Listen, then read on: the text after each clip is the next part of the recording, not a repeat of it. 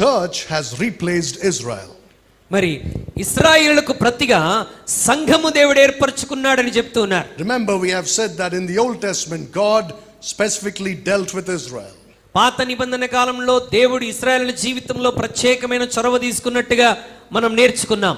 But the problem was that they rejected their Messiah. అయితే ఇశ్రాయేలుకు ఉన్న సమస్య ఏంటంటే వారు భూమి మీదకి వచ్చినటువంటి మెస్సియాను తృణీకరించారు. So God temporarily rejected Israel.